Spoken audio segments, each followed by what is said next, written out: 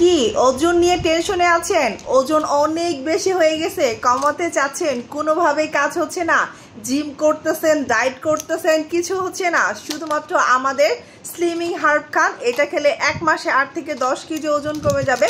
আপনারা তো সবাই জানেন আমি কত বেশি মোটা ছিলাম, শুধুমাত্র স্লিমিং হার্ব খেয়ে কিন্তু আমি এত বেশি শুকাই গেছি। তো যারা কিনা আমার মতো এত শুকনো হতে চাচ্ছেন, আমি তো আরও স্লিম হয়ে যাচ্ছি, জাস্ট এটা খাবেন। এই যে খাচ্ছি,